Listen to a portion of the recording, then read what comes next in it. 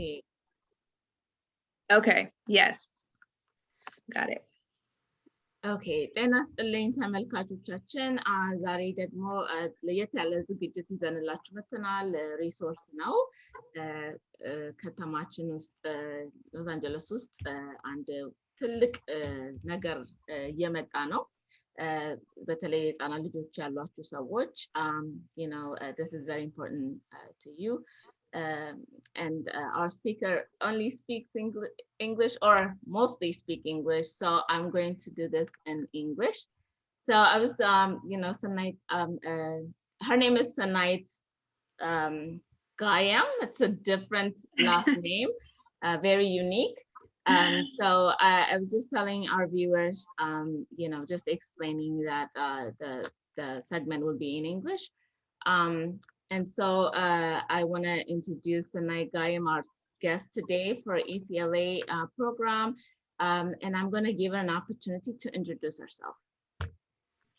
Hi, my name is Senayt Gaim, and I am from Los Angeles.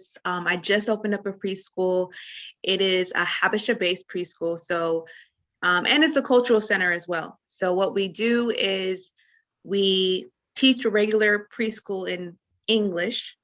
And what we do is we add cultural components to it. So we're going to teach Tigrinya, we're going to teach Amharic. I'm not going to teach it.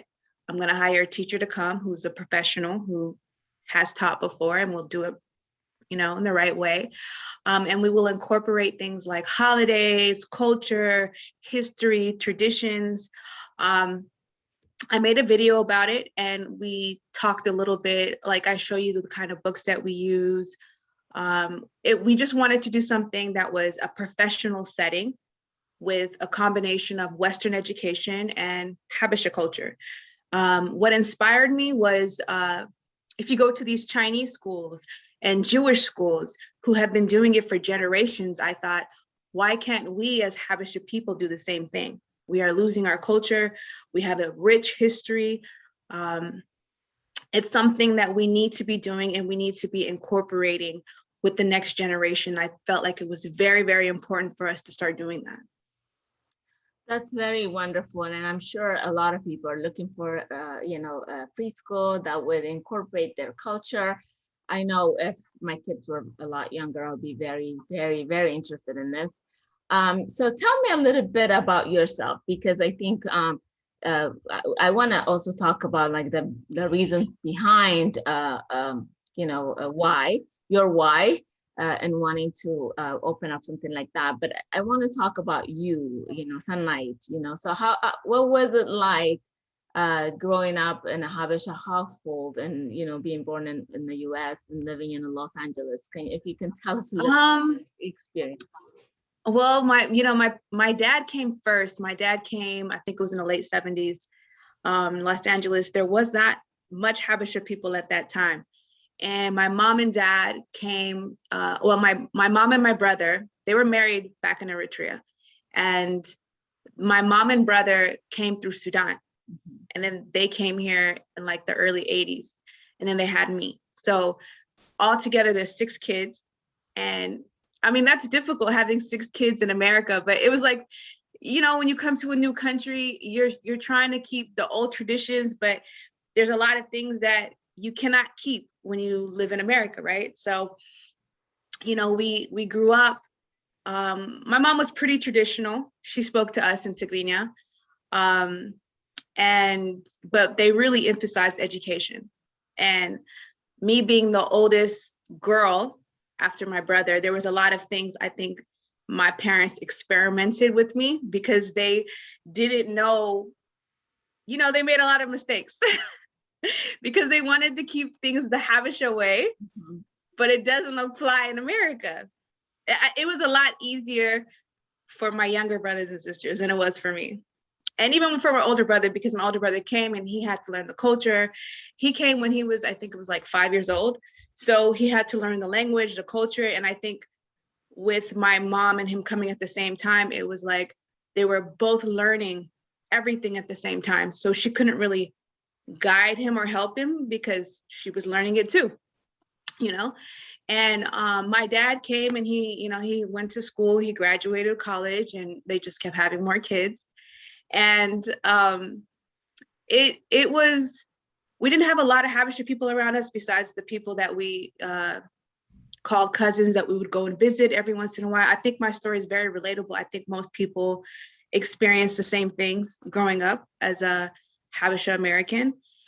And we moved from Los Angeles actually to the Bay Area because we lived in South Central at the time, and it was very chaotic. It was very crazy. There was a lot of gangs. There was a lot of problems. And we moved to the Bay Area, and it was the same. It was better there. We were getting a proper education, and it was safer. But we eventually moved to Seattle. So my parents right now are in Seattle. I came back here for my university education and kind of just stuck around after that. So my degree was in Pan-African history. Every parent wants their kid to be a nurse or a doctor, I think, from the Habesha standpoint, something medical. But I really wanted to do something that I felt like could relate to the culture, to the people, politics. I always wanted to do something that wasn't always money focused, but future focused as far as the people. And I think that a lot of people didn't necessarily agree with my approach and my vision, but I felt like it was something I needed to do. It was something that I felt like I had to do. I was focused on what can we do for the future and for the people. And so after I graduated with my university degree, I got offered a job to teach in Sudan at a college. So I taught there. And when I went to Sudan, it was my first time in Africa. I've never been. I think one thing that the Ethiopian community does really well is they take their kids back and forth a little bit more than Eritrean families. Eritrean families don't do that because there's too many problems in Eritrea.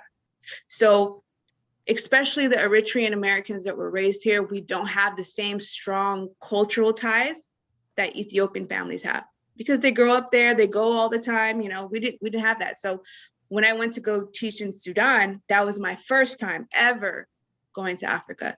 And I didn't know anyone.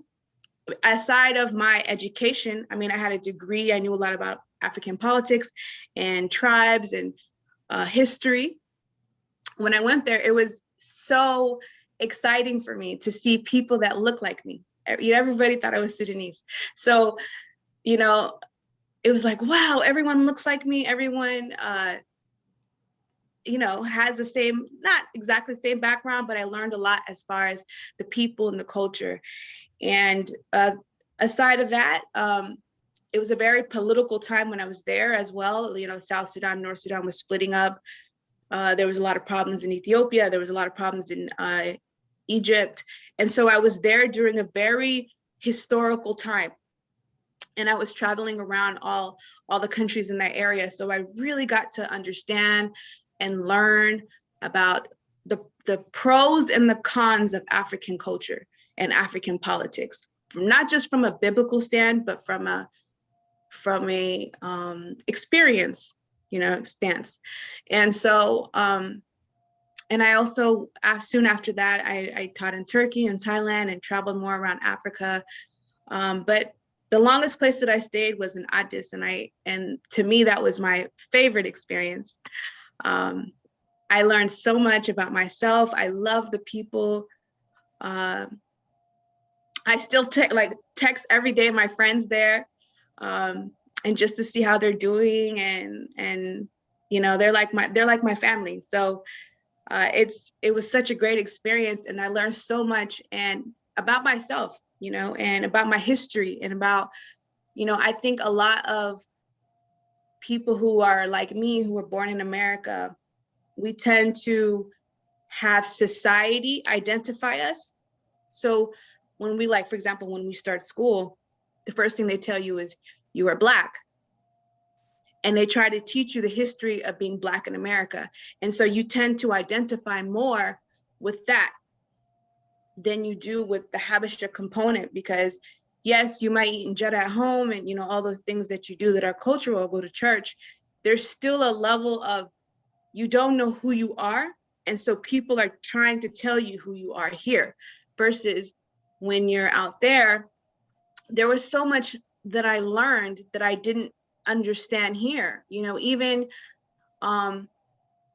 things like, you know, like tzom. I didn't know that people tzom so much in, you know, Ethiopia. Like it's like every week, you know, and here I just thought, oh, it's just on the holidays, you know, or, you know, things that I learned about church or things that I learned about the history of why we do things. You know, a great example is my mom would always tell me, don't eat outside. Don't walk around and eat outside, and, you know, smack you on the head. And I was like, why would she tell me that? Like, American people do it all the time. They do it when they're rushed, they run and drink their coffee. I didn't understand that. And she didn't explain it to me. And so when I went to Ethiopia, and I was like, you know, my mom used to always tell me this, but I didn't understand why. They said, oh, because there's the evil eye. When someone's looking at your food, they can curse you, you know? So things like that, where you just don't understand why people say or do things. I had a real deep understanding of those aspects of who I am being in Ethiopia. And so there's just so much that made sense to me. It's like, I think I talked to you on the phone about it. It's like, you know, when you have an animal that's in the zoo and they're like trained to be in the zoo, but then when you throw them back into their wildlife, then they feel like a real animal. And that's how I felt, where there's someone outside. And so that's how I felt, where I was like, this is the society where I was raised, but there's something missing. It's not 100%. I didn't feel like my true self until I went to Ethiopia, to Sudan. And I was like, okay, this makes sense to me. Something in my soul connects to this place, connects to this, to the culture. And it's a missing link that I think that not just us, even African Americans. When I went there, some of my friends from America came to visit me, and they felt the same thing, where it was, wow, like they used to go and pick up the sand and take it so they can bring it to America with them, because they felt such a strong connection that I think that we're missing as people. And I wanted to take that experience and bring it back here for other children like me, because I think it's so sad that we're losing our culture. I think it's very sad.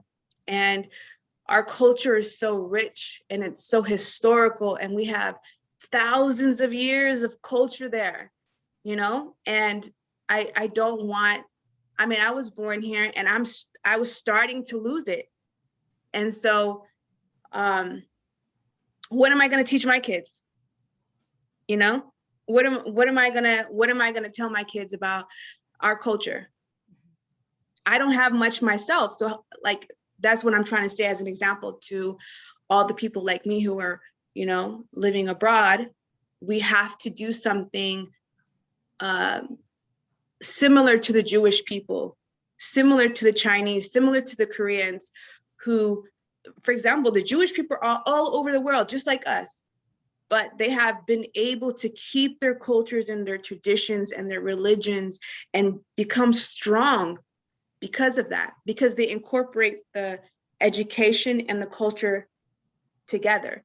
And I think it's important that we do the same thing and use them as an example.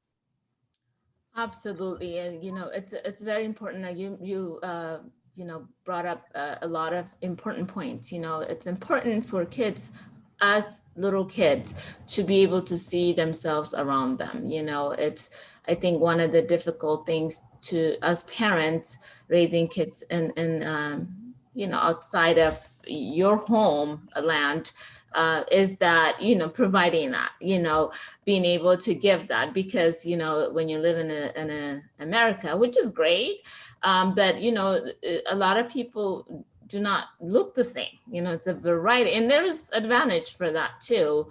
But in terms of really understanding who you are and where you come from, and you know, that in turn will give you where you're going, right? With the, you know, the vision of where you're going.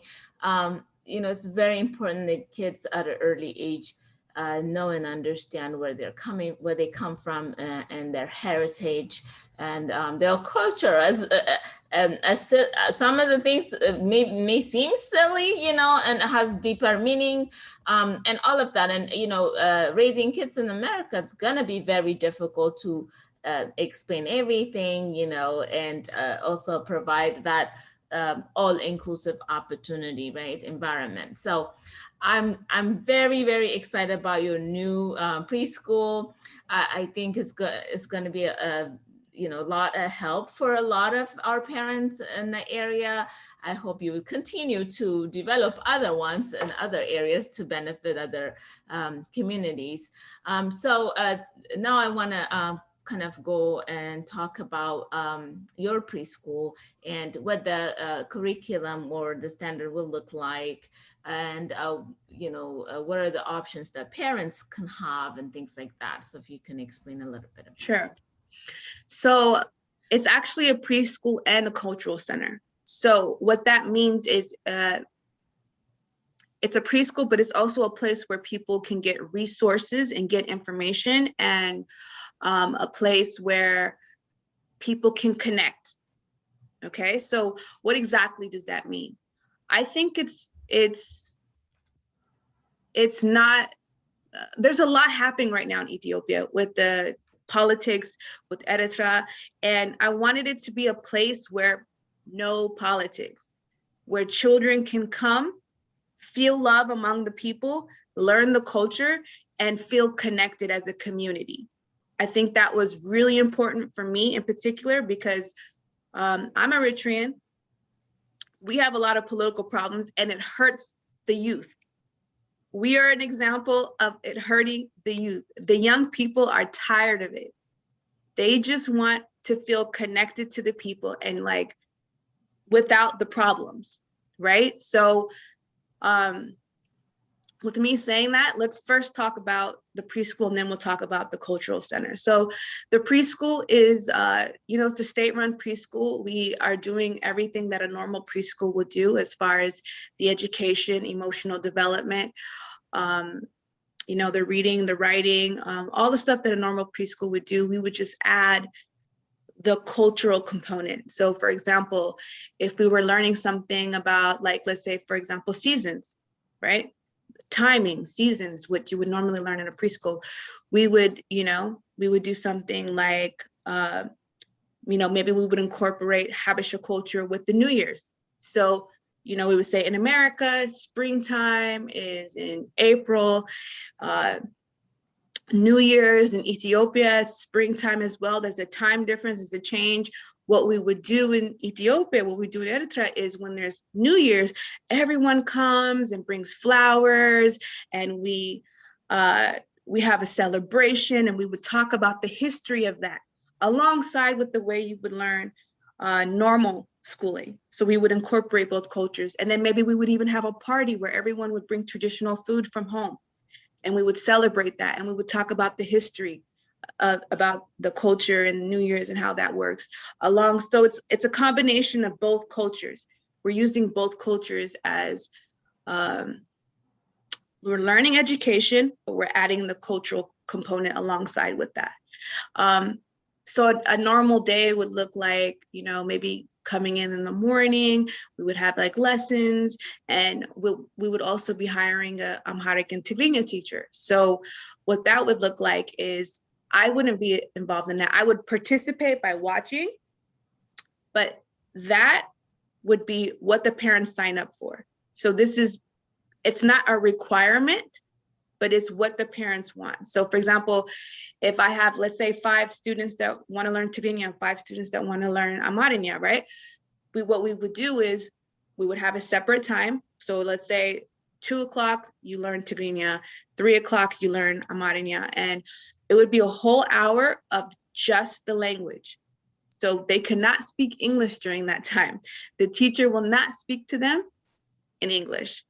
They need to, when you're teaching a new language, you have to completely incorporate listening, speaking, writing, all those things for them to really catch on to it. And I think that's one thing that America does not really do a good job with when it comes to teaching languages. But when I used to teach in Addis Ababa, they did an excellent job with that.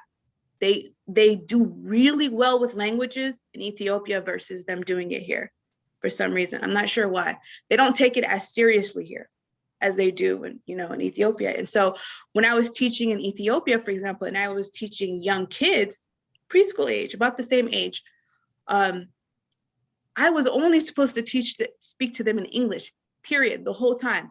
And the kids there were so advanced. Like, we were teaching English grammar at 5 years old, and there's no Amarinya the whole time. It's just English. And the kids would listen to me. They would write it down. They would do everything perfectly. And so I learned a lot from that experience, that kids are very capable of learning a language without mixing other languages with it. So what I wanted to do was, in that whole hour, let's say the Amharic teacher, let's use that as an example. We have plenty of books in English and Amharic. We would talk about it. They would read it, write, listen, incorporate activities. Everything would just be in the language the whole time. And I would sit, and if they didn't understand something, I would explain it to them personally, but not to interrupt the teacher. Mm-hmm. So that's what we would do, at least for an hour every single day, just to incorporate the language and the culture. For the cultural center, that's after school, and that's for older kids. So for the older kids, we would be incorporating reading, writing, listening. The lessons are a little bit more difficult. For the younger kids, it's more about listening and speaking. That's mainly what we focus on. They're too young to really write and all of that. But for the older kids, they would learn the Giz alphabet, the Hahu, they would start writing. We have plenty of books where we have great resources. These resources, some of them came from Addis Ababa, some of them are from here, but it's so much better than when I was growing up. When I was growing up, we didn't have any of these resources. I wanted to learn how to read and write when I was younger, but I couldn't because they were so difficult to figure out. They're like college age books, and we're kids. We can't figure out how to do that, but these are like children books. They're very like lots of pictures, like Disney kind of books where they explain things and they write. And, if you watch my video, you'll see a lot of examples of that. Or if you go on my website, you'll see a lot of examples of the books that we're using. And, we even have coloring books for the younger kids that are Habesha based. Like, it's everything that a normal preschool would have, but cultural. And so, so for the cultural school, the after school program, it would be, us connecting. We're talking about history. We're talking about culture. We're celebrating holidays together. We are reading, we are writing, we are speaking. They're going to also learn Tigrinya and Amharic for whoever wants to learn it. It's a much more developed curriculum with the culture, as I would say, for the cultural one. And it's it's also a community. I want the kids to know each other, to grow up with each other, to become lifelong friends, to understand that we are, when, these kids, you got to keep in mind their experience. They're going to school and they're making Chinese friends, white friends, Spanish friends, all kinds of, Black friends. Sometimes they don't have a side of their relatives. Sometimes they don't have the community experience of having other Habesha people that they can grow up with. It's not like how it was in Ethiopia, where you can go to your neighbor's house and drink buna. For kids like us, that experience is only at home or going to a relative's house, But this is something that's outside of that, where it's just like, oh, I get to see my friends, and we're all from the same culture, and we're all from the same, history. And even if they are a little bit different as far as like tribal, like let's say someone's Oromo or someone's Tigrinya, there's still a level of respecting each other's differences and saying we have more in common than differences. Because we grew up here, we understand that everyone has a different culture. Yeah. You're raised around diversity. But as Habesha people, I would really love for us to focus more on love and focus more on community and focus more on the aspect of we are together, we are one culture. Because these children are going to grow up, let's say 10 years from now, they can be future leaders in Africa. They can be future leaders here, and we need to start, even for myself, when I was growing up, I didn't expect to pack up and move to Africa and do a lot of the work that I did in Africa. I felt inspired to be a Pan-African in a sense where it's just like, I want to go to Africa and I want to build schools and I want to do things to help my people. Imagine these are the type of children that you're going to be raising to think like that.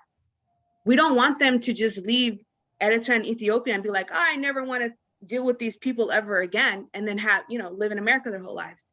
We want them to understand who they are, give them the tools, the language, the history, so they can go back and help build Africa. Who are we leaving Africa for then, if it's not for the next generation? And I think that when sometimes Habesha people tend to think about now instead of the future, these children are going to grow up. Right.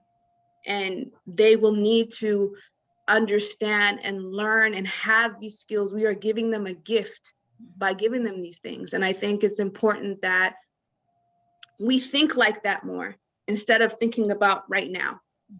You understand what I mean? Exactly. I totally do.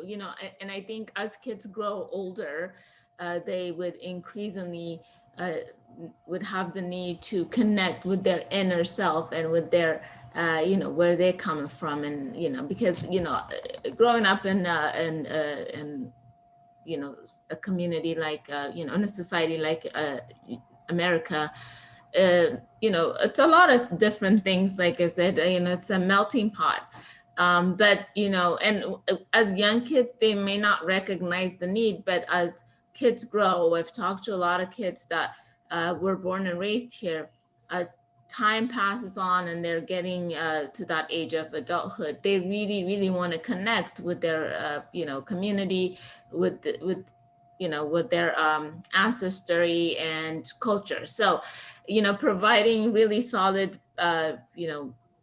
baseline for them as they are little ones, I think it would provide a really great deal of a strength in terms of knowing who you are and things like that. So Absolutely. I absolutely love this idea. I was just I saw your video, and we're going to be sharing that video also, and I was like, oh, I hope I wish this was in LA, and I saw Normandy on there, and I was so excited. I was like, yes, it is in LA. So I'm just so grateful for you to come in here and like talk about your program, your preschool. When is it opening? Where is the location? And if you want to talk about price and how people can access it, if they are not able to afford it, what are the programs that would help assist with this? So we're opening in September. That's in it, like a few weeks. I'm so excited about it. The other thing that I wanted to do, one of the reasons why I set this video up is because I think that this is going to be a blueprint for other cities as well. Yeah. I don't think it's going to stop with me or start with me. I think it's going to be me inspiring other people to be like, oh, let's open one up in Atlanta. Let's open one up in Washington, D.C. Let's open one up in Seattle, because I think people are going to be inspired by it's revolutionary, where it's we as a people need to start doing this, And so I've already had a lot of people message me from so many different cities. Tell me what books you're using. Can you help me start one in my city? And, I'm more than willing to help, because it's not about me. It's my idea or my business plan. It's about our people.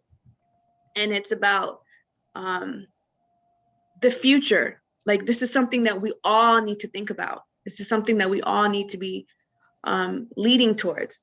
But back to your question. So my school is, wait, what did you want to talk about first? You want to talk about pricing, or? I want to talk about where it's located, the name of the preschool, and Okay. yeah. The preschool name is Children of Africa. And I really love that name because we might be in America, but we are African. And we are, no matter how many kids you have in America, we're still African. So the whole idea behind that was, we are the children of Africa, so we must learn who we are and where our roots are. And I actually came up with the idea when I was listening to a Bob Marley song. So, Bob Marley's so pro-African. Yeah. So I was like, oh, Children of Africa, wow, what a great name, But he was talking about Africa unite. So that's where the idea came from. And we are on Slauson and Arlington.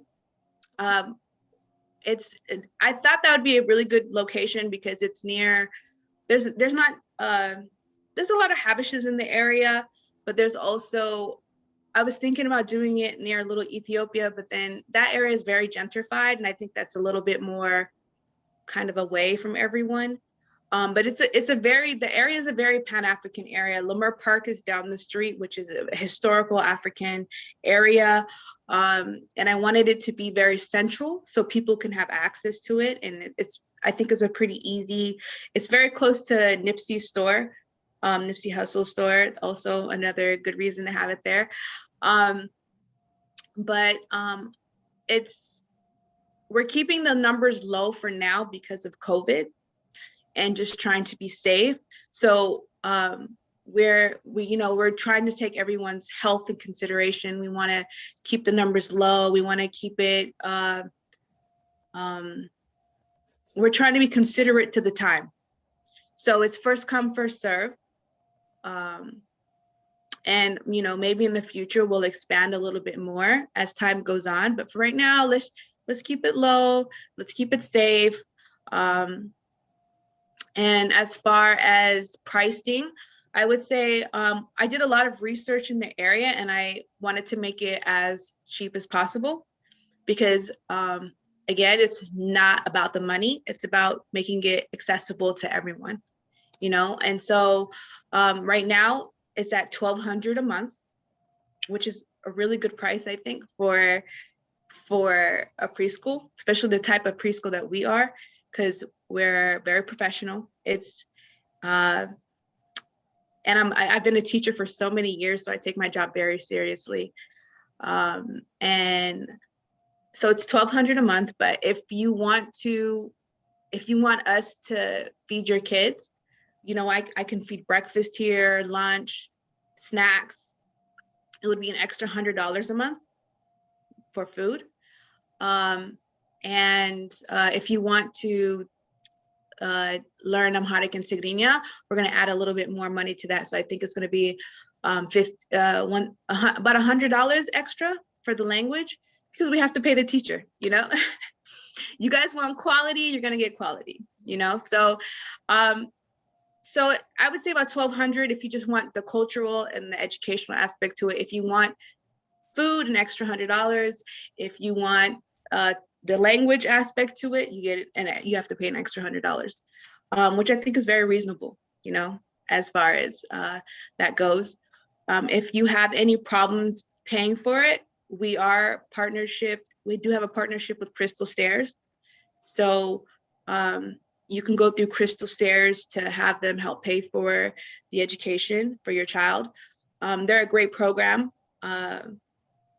They work really well with the people, and we stay connected with them all the time. So yeah, that's pretty much it. Do you have any more questions? No, that's really awesome. I think childcare has been becoming increasingly expensive. Part of it is because labor is expensive, right? So Yeah. that is typical for LA. And, for those people who will have difficulties, there are programs like Crystal Stairs, like you said. So, and, I'm going to try to figure out like other resources if we have them, and we'll put it up. And I think where we're going to have this video as well as your website and your information. And, I just want folks to remember, like a lot of people do want preschool, like they want the kids to be actively working on their academics, and this provides both sides. It does provide academics, strong academics, and then the cultural aspect, that's an added bonus, right? So it's a very impressive plan, and I'm very excited about it. One quick question: I know that you said that during Zoom you're gonna keep it at a minimum. Any chance you're considering maybe doing Zoom, anything, Zoom preschool, online preschool? Is that something that you have thought about, or? I maybe in the future, Okay. maybe that's a possibility. Yeah. My, as an educator, I've been an educator for so long. I always feel like one-on-one education is the best. Yes. So, especially if you're incorporating culture and language to it, because it's when you have young kids, you need to incorporate the five senses. The smell and the listening and the tasting, and that's really how they learn. When you are speaking on a Zoom, they're going to look this way and they're going to be distracted and they're going to not really pay attention. And so, this is not a job where you're so focused about money. This is a job where you want quality work. You want to touch the people. You want to make them learn, and you want to make them grow, And so I could do it and say, hey, let's do Zoom meetings and get a bunch of people, but I don't feel like I can teach the best way in that manner. And that's not my goal. My goal is to teach these kids, watch them grow. 10 years from now, they're going to make huge differences in the world. I'm thinking about the future. I'm thinking about who these kids will be 5, 10 years, 20 years from now, and putting that energy out. And then those kids are going to teach other people, and they're going to teach other people. It's going to be like a whole effect of just love and community and goodness and future. And my one step will teach, let's say, 20 people, and then those 20 people will teach another 50 people, and it will just be just a whole revolution of change. And so I think the way you do that is through quality work. And so that's what my goal is. And I'm hoping that Habesha people will see that, and they will appreciate that, and understand the heart of what I'm trying to do here. It's much bigger than me, and it's much bigger than us. I think we really need to think about the future of these kids. And so I think it's very crucial. I don't want to see our countries be like this 10 years from now. I want to see progressive change, positivity.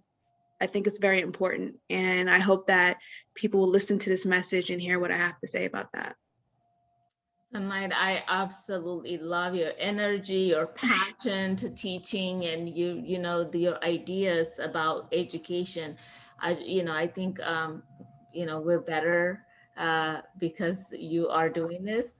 I love it. My kids are not they're not going to be able to get the benefit of this, but I'm so happy that a lot of kids in Los Angeles would be able to get to take advantage of this. How old are your kids? Well, my kids are very old. I have a college student and soon to graduate high school senior. So yeah. But there's so much resources out right now that that weren't available to us before. So even for me, I didn't have any resources growing up. I had a passion to go out there and to go find and to go learn. And I think that it doesn't matter how old you are. If you want to do something, you can do it. Yeah. And I hope that other young people that, your children's age or, older than me will see this and be like, okay, I want to volunteer. I want to help. What can I do? When I was in Addis Ababa, I would go to the villages in the countryside and donate books and volunteer. And there was one school that I went to in Shashamani where, the kids had AIDS. And so we would go there and volunteer. So it's so much more than just this. There's so many ways we can give back. There's so many ways we can go and help. There's so many ways we can do progressive, positive change towards our people. I mean, there's a lot of, my original plan was to do something Pan-African. So it was to be for Black people. But then I thought about it and I said, it's nice to help Black people, but what are we doing for my people? And I think that's the change in perspective we need to have as Habesha Americans, is that, Black Lives Matter is amazing. I agree with it 100%. But what are we doing for our people first? How can we help other people if we're not helping our own? And so the people like me who grew up here, we need to kind of change that perspective of like, we have our obligations as a people. We have our obligations to Eritrea, to Ethiopia, to other youth like us, and we need to give back. We need to go and volunteer. We need to create programs. There's still people suffering. We need to do those things, And so I think it's important, not just for preschool or to even just learn the language, but just even on a humanitarian level, it's important to have that kind of perspective. Thank you for bringing that up, because I think having this conversation also, it's not only, like you said, about what you're doing in a preschool, but your story is also an inspiration for those kids who grew up and now they're adults and they've gone to college and have gotten their degrees and are professionals. So, this is a way of, just getting them to thinking on how it is that they can contribute to their community. So I really, really appreciate you. Thank God for your parents who've done a good job raising you. I'm very excited. I'm sure we're gonna, I'm very sorry that we're not doing this live, but it's just a lot of stuff going on, so we weren't able to do that. So when we share it, I'm sure we're gonna have a variety of questions.